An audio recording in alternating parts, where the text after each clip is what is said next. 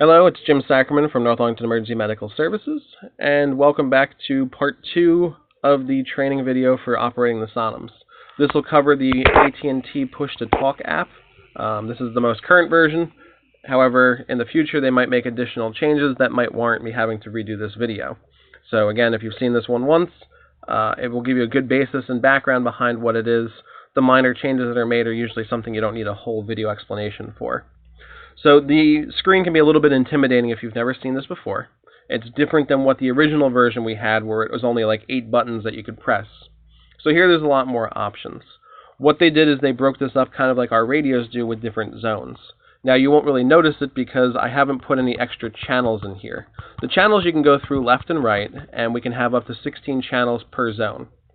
So if I wanted to, I could have kept everything in one zone, but if you accidentally thumb over to the left or right, then you're on the wrong channel and you'll be broadcasting incorrectly. So right now I made it a little bit more cumbersome, where if you wanted to go and talk to the PD, you'd have to go to Zone 2. Now that you're on Zone 2, if a police dispatch is made, or if anything keys up, so right now I'm going to key up on my portable, you should see this activate.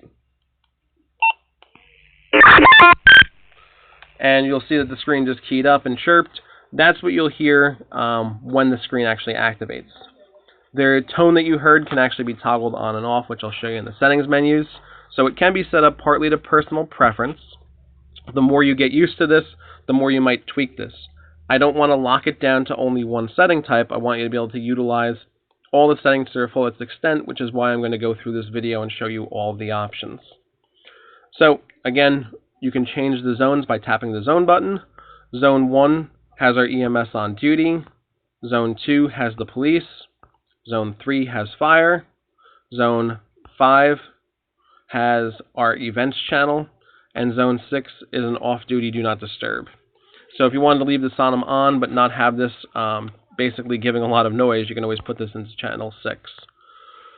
But mostly you should always be on channel 1, which is our on-duty frequency. Again, if an accidental press is done on the on-duty, it doesn't really matter. It's just going to go and toggle the Sonim channels that we're currently monitoring. If you had it on PD and you keep bumping into it and toggling it, you are toggling the entire police department's radio system.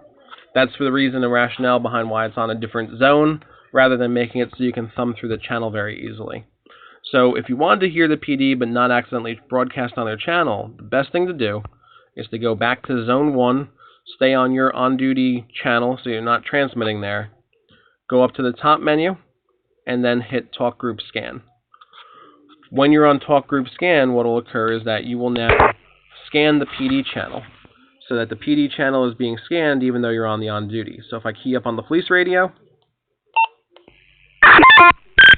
you'll see that it popped up on the police radio. There are settings that I can do to have an instant talkback, so if you needed to reply to them.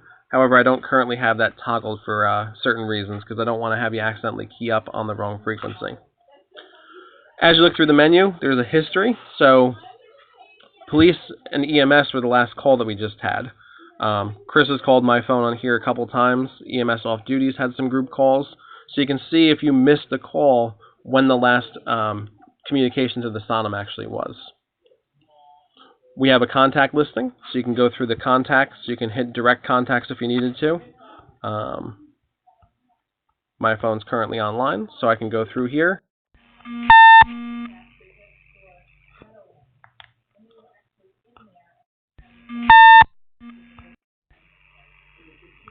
Testing. And I don't know if my phone in the other room is currently on.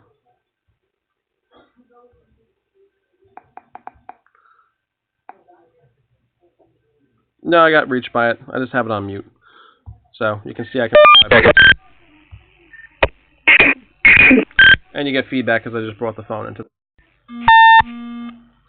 So, again, it'll answer back and forth. Usually it'll have a weird error bar happening, but it's probably just because of, like I said, some issue that we're having right now. If you wanted to access the contacts in a quicker way, there's a hot button on the right-hand side, and this will bring you to the contacts for individual calls. So you can always reach out that way. And then you can always tap the button, or you can hit the side button to transmit to them. If you needed to add an additional person to the call, you can also add in, so if you want to talk to me and Chris at the same time, you can add in on the checklist a couple people and create a group call that way. And then you can select it, and now it'd be a quick call group. That way you can talk to multiple people at the same time. So there are nice little features that they have on this. We can hit X to get out of it, and again, I can always re-add in additional contacts as need be. So there are some more settings that are a little bit fancier.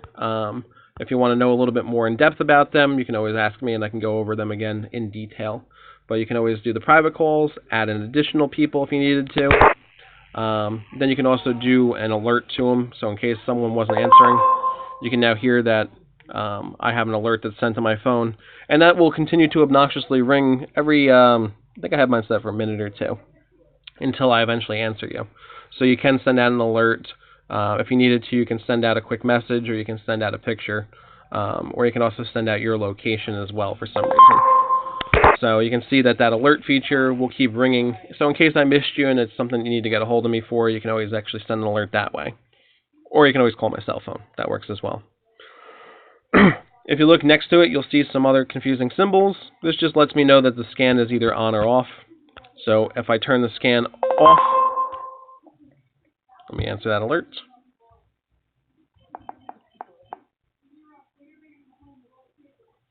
If I answer the alert, now you'll no longer hear that ringing. So I can either key you back up or I can just hit not now when that pops up. You can see that the icon for the lightning bolt is now gone because scanning is now off. Scanning is now on. It turns it on and off. You can see that the speaker is showing right over here. This just gives you a quick volume control. And the ear symbol right here lets you go to the earpiece or not to the earpiece. So if I have the earpiece on and I key you up, it sounds very quiet. Compared to if I take the earpiece off, you can hear it a lot louder because of the fact that it's now going through the speakerphone. So if you were going into a church setting, you could go really quickly and pop that to the earpiece.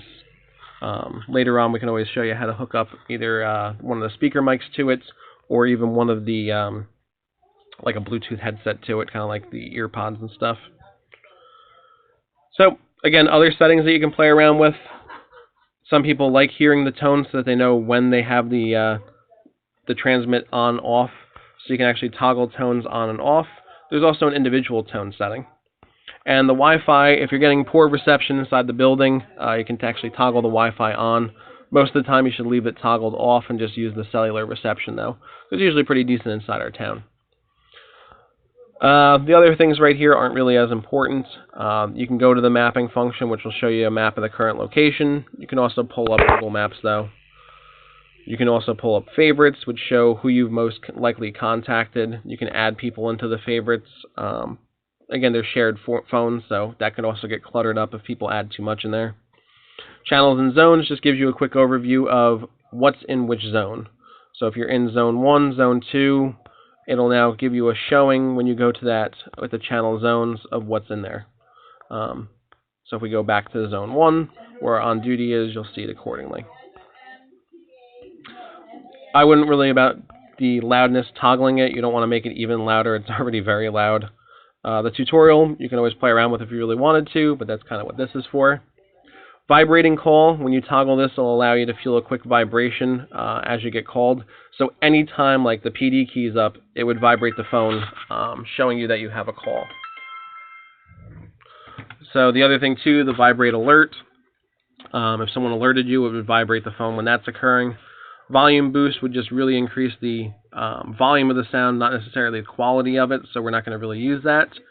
Instant personal alert, you can allow a tone and display if someone alerted you to show up, which is the best bet. And alert tone, you can change this one. Alert is usually the one that we use. Alert 1 is awful. They've changed it. Alert 1 used to be awful. Alert 2 is awful. So it used to be the default was alert 1, was the alert 2. No one wants that in their life. So either alert 1.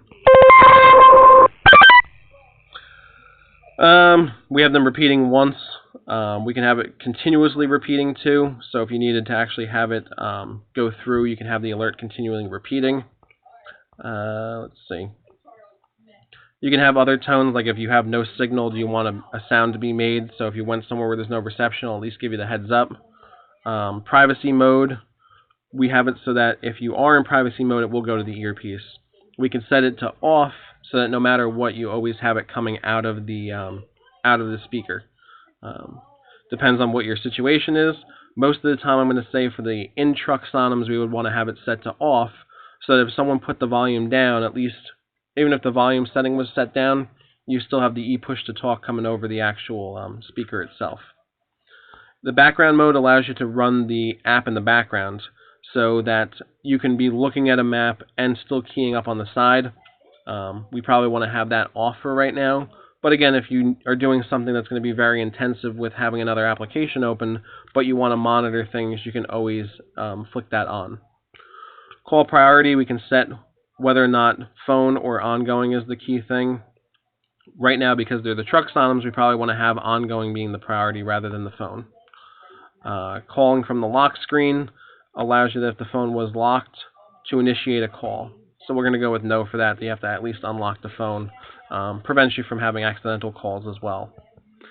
In-call tones, that just lets you basically show which tones are occurring throughout your conversation. So if you key someone up, you'll hear that there's a tone for when it's called in. When you were given the floor and when you key up, that tells you that you're now transmitting. When the floor is free, it'll let you know that the floor is free. I'm going to say that one you probably don't need. The floor release tone I like, because then you know when you've actually released and no longer have the thing being transmitting at the moment. Voice message tone's fine. Incoming call tone, I'm going to turn off, so you don't need to have that tone beforehand. Floor grant tone is good, and I think that should be good settings for this one. Again, play around with it. Once you find the settings you like, you can always change them, and then hopefully you're doing a rig check in the beginning of the day and you're setting your Sonim up the way that you like it. Auto start, we have it set to actually, whenever the phone is rebooted, start up this application.